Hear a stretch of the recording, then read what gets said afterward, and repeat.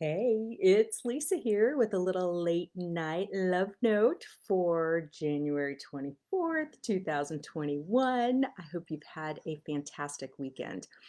The guides came in today and wanted me to talk a little bit about courage. It seems that I had a message that popped up in my memories today, and it was one that a dear friend sent me 7 years ago. And I'm just going to read it to you really fast because it sparked this whole thing. The message said, "Some people are content to sit on the shore and watch the ripples. Others are bold to throw a stone. But only the truly courageous strike out across the water and create waves the likes of which no ripple can compare. This year, be courageous." That was his encouragement. Be courageous. And, when that came up again today, that really got me thinking about what is courage. And 7 years ago, I read that and one thing came to mind, but would I say that over the past 7 years, I've actually been courageous? Or have I been a chicken shit? How has this life thing worked? And it's funny because courage looks different to different people. Some people think that they might find courage by, being Billy Badass and having the muscles to bench press a Volkswagen, for this 5 foot nothing girl. That's not going to happen. And so sometimes our ideas of courage are very diehard Rambo Terminator oriented, where in real life, it's not quite that way. It's the idea of how do we show up even when we're scared? How do we show up for the things that we care about, or the things that we're guided to do, or the things that speak to our heart, even when, and especially when our minds might be saying, that's not safe, that's not okay, and we might be feeling that fear? How do we allow ourselves to move through change and the change that is happening on the planet right now with a sense of courage and curiosity rather than a sense of doom and gloom and fear and, oh, the world's going to hell in a handbasket? It was John Wayne, I think, that said, "Courage is being scared to death and saddling up anyway." How do we just keep saddling up? You know, in looking at that, it reminded me of a time that my family, this would have been like 2009, 2008, 2009, and the family went to Hawaii for Thanksgiving. And everyone in the family was really good swimmers, like really good swimmers, except for me. But I had this deep desire to be around dolphins, and I wanted to swim in the open water with dolphins, but I'm a crappy swimmer, and the open water scares the crap out of me, and there's sharks, I mean, just all these things in my head were going, "Oh my god, all these horrible things could happen." I was the one goofball in the open ocean with a pool noodle because, I mean, I'm that bad of a swimmer, and apparently, that helped me feel braver or something. But what was crazy is that in that moment that I was in the water, I'll tell the story someday of the whole thing that happened with the dolphins. But it was like these dolphins, this pod of dolphins came and surrounded me, and they were swimming circles around me, and they'd go deep and blow bubbles, and the bubbles would come up and totally encase me. And I felt this sense of absolute, utter peace. Absolute, utter peace. Like it was the first time that I ever felt that I was in the presence of the divine, like the divine was right there, surrounding me, knew I was scared, but was surrounding me and was helping me to find courage and to have the faith that everything was going to be okay. That was powerful. And there was something in that that shifted the way I looked at fear and courage moving forward.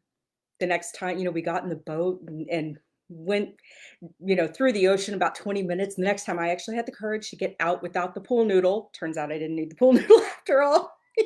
The open ocean is amazingly buoyant. There's a lot of salt that'll keep you up. But I'm so glad that I found the courage to do that. The crazy thing is, when we went and got in the ocean again the second time, that very same pod of dolphins came and surrounded me again. And it was like they were singing to me in the open ocean. And I'm singing back to them through my snorkel, because I sing. That's what I do, not well, but that's what I do. And it was just the most magical thing. Now, for people who are strong swimmers, getting into the open ocean is a no big deal kind of thing. Doesn't take a lot of courage.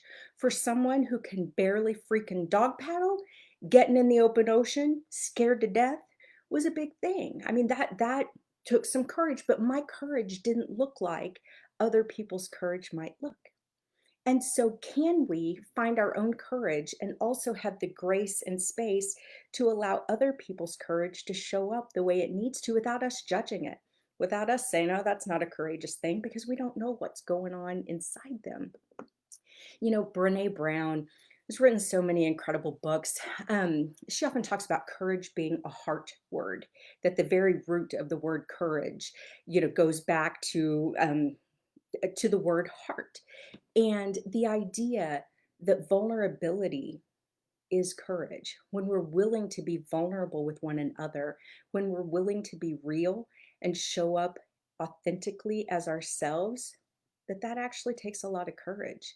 It's a lot safer to throw on a, publicly acceptable mask and pretend to be the kind of person that everybody else is going to like.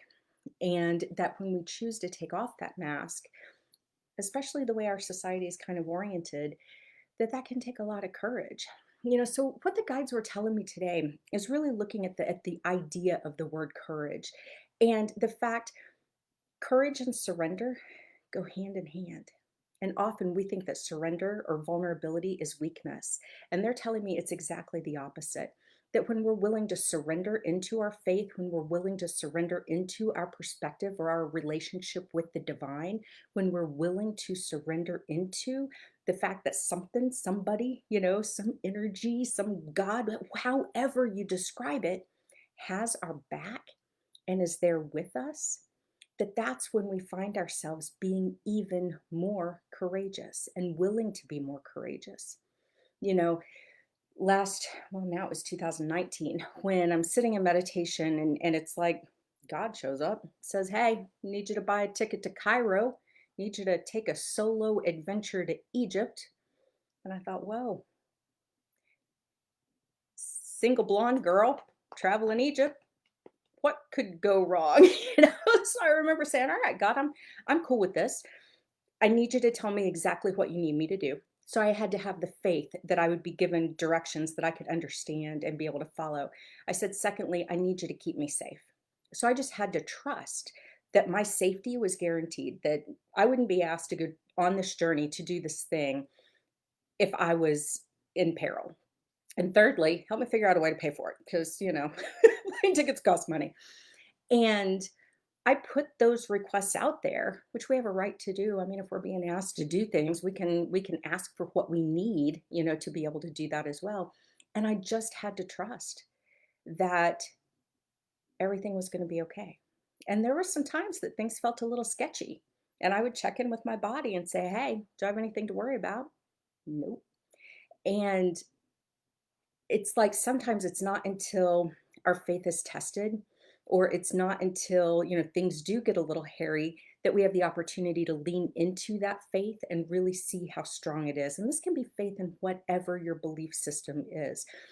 Faith is often talked about as having three different levels. There's the faith in the divine, but there's also the faith in yourself. Like, will you show up? Will you do the things that you need to do to move forward, in that way that's aligned with your soul or your, mission on earth, or whatever, whatever makes your heart sing, whatever that might be. And then also faith in other people. Sometimes one of those is easier for us than the other. For some, faith in the divine might be super simple. Yeah, that's not a problem. I got that.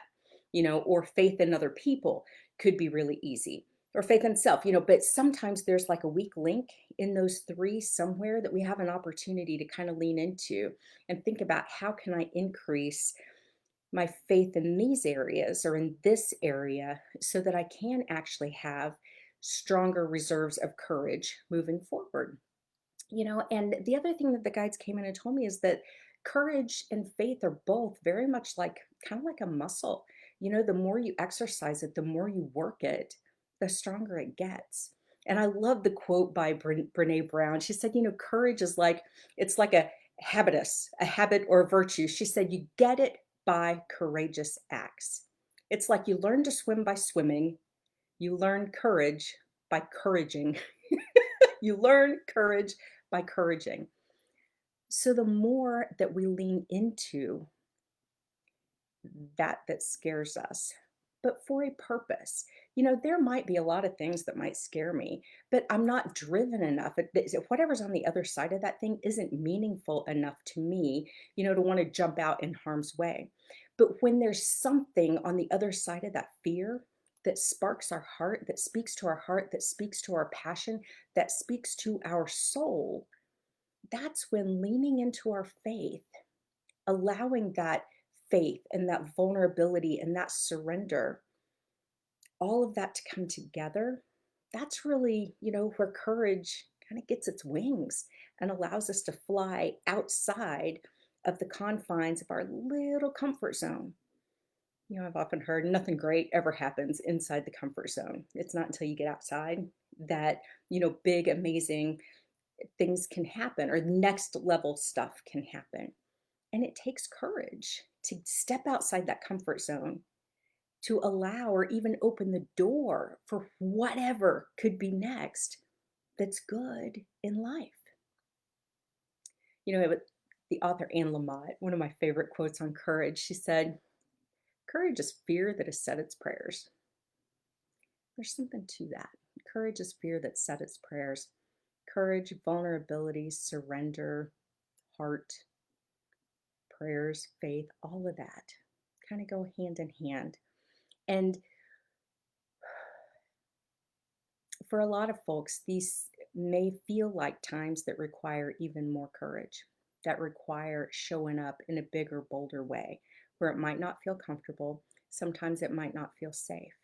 But when you're driven by something that matters to more than just your head, right? When you're driven by your heart, when you're driven by your soul, when you're driven by a desire to see a brighter, lighter, more loving world, that's the kind of stuff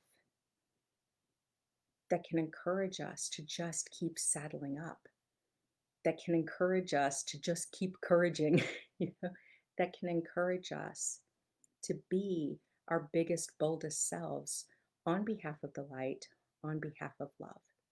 And often it takes courage to recognize that you are loved and you are never alone, and you are simply invited to pay that love and that camaraderie and that support forward.